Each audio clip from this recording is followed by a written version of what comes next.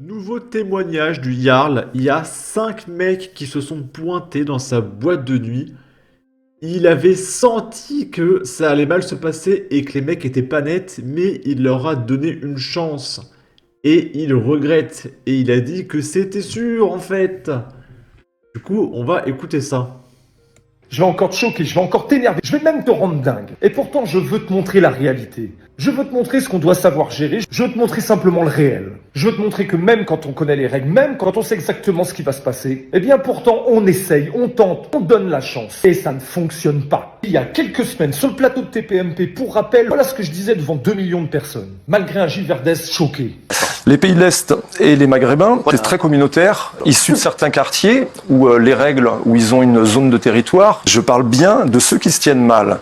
Et quand ils arrivent en bande avec un effet de groupe, ils ont toujours l'impression que l'endroit où ils arrivent, tout leur est dû. Quand il y a un effet de violence qui arrive, une autre façon de faire qu'avec par exemple les gens européens. Mais il y a une réaction qui fait qu'au niveau de leur communauté, ils ne se lâchent pas, même quand quelqu'un a fait un peu une grosse connerie. Mais ils ne se lâchent pas du tout. Ils restent quand même des frères. Il n'y a rien à faire. Alors tu vas pouvoir voir par toi-même que le Jarl, il n'est pas infaillible, le Jarl, il peut se tromper, le Jarl, il peut aussi donner sa chance à des gens et quand même se planter. Ce soir-là, ça a été le cas, je te laisse regarder. Il est exactement 1h35 quand un groupe de 5 gars arrive. On les repère très rapidement. Sans te donner tous les détails, leur langage non verbal nous interpelle. Il y en a 3 qu'on connaît et 2 qui sont jamais venus. C'est à ce moment que les premières décisions se prennent. Les 5 gars sont des Albanais. Le physio Arnaud les bloque et avant de les faire rentrer, leur rappelle les règles. Ils sont 5, on en connaît 3 et ils nous amènent donc de nouveau dans leur groupe. Tu sais, je te l'ai déjà dit, et je sais aussi que mes phrases peuvent choquer, mais je suis dans le réel, rien que le réel, la vraie vie. Mais dans la prolifération de l'ultra-violence, il y a 2 communautés qui ressortent majoritairement dans ces problèmes. Les pays de l'Est et les Maghrébins. Arnaud croise mon regard et il voit que ça me pose déjà un problème. Alors il vient vers moi pour qu'on échange sur ce groupe. C'est à ce moment que tout va se jouer. C'est à ce moment qu'en fonction de notre décision, nous allons mettre en danger ou non les clients qui sont déjà dans notre château fort. La difficulté de notre travail, c'est ça. Tous les clients que nous allons faire rentrer durant la nuit si différents les uns des autres doivent avoir une seule similitude. Ils doivent tous pouvoir s'entendre ensemble. Cet instant, on appelle ça prendre contact. Je dois analyser chaque personne. Comment il bouge, comment il parle, comment il regarde.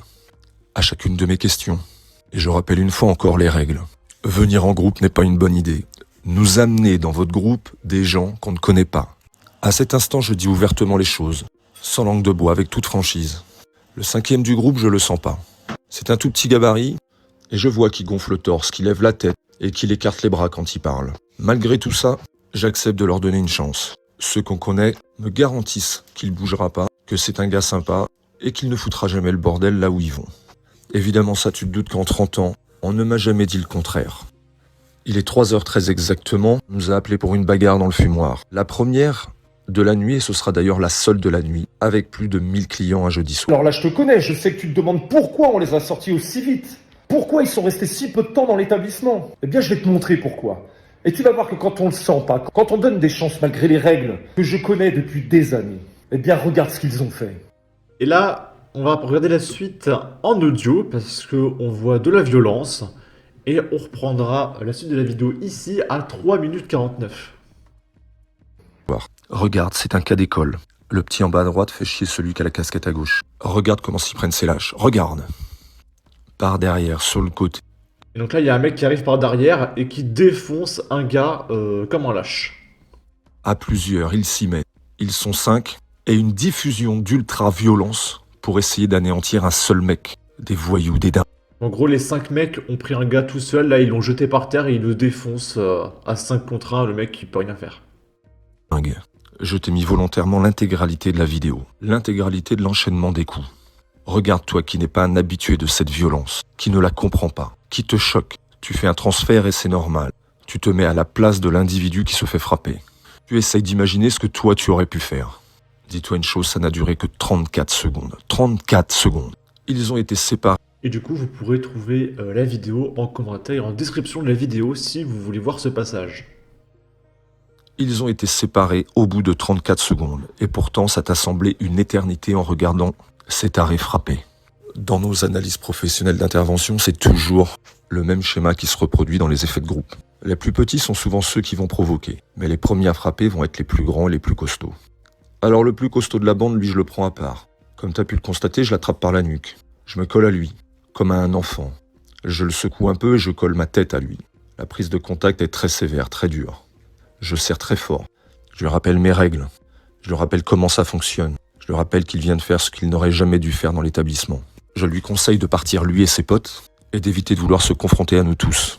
Car il ne gagnera pas, car nous avons l'habitude de ça, car nous savons faire. Je lui rappelle que nous ne sommes pas les faibles, qu'ils ont l'habitude de frapper à plusieurs. Ils prendront donc le choix de m'écouter et de partir. Alors j'en entends déjà qui vont me marquer dans les commentaires pourquoi tu les as fait rentrer. Mais parce qu'on veut donner des chances. Parce que ça arrive malgré tout d'y croire. Parce qu'on a envie de se dire que ça ne se passera pas comme d'habitude. Et malheureusement, à chaque fois, on est rappelé à l'ordre. Malheureusement, à chaque fois, les faits nous prouvent que ce que je raconte, c'est vrai. Je vais quand même terminer cette vidéo en te rassurant. Le jeune qui s'est fait frapper pendant 37 secondes, comme tu as pu le voir sur la vidéo, il a réussi à bien se protéger. Il avait un physique très affûté, ce qui lui a permis de résister pendant ces plusieurs dizaines de secondes avant qu'on arrive. Donc il n'a pas eu énormément de blessures. Il a eu un peu de saignement au niveau des oreilles et un petit peu au niveau de la bouche, et on a pu le prendre en charge. Le plus dingue à la finalité, c'est quand ces Albanais sont partis loin de l'établissement, à 200 mètres de là, un des leurs a recommencé à emmerder des gens. On n'a pas le choix que d'y retourner. Quand je te dis que c'est ancré en eux et qu'il n'y a rien à faire, il n'y a rien à faire. Cette fois-ci, on a demandé à la police d'intervenir et qui a procédé à leur interpellation. Le Jarl te salue. Et les mecs ont probablement été relâchés, hein, on va pas se mentir. Et du coup, je me demande si le mec qui s'est fait défoncer s'est fait rembourser sa place en boîte de nuit. Parce qu'en quelque sorte, le Jarl a été responsable d'avoir laissé entrer ces individus. Donc, ça serait légitime qu'il demande un remboursement. Sa sécurité n'a pas été garantie. On va regarder les commentaires.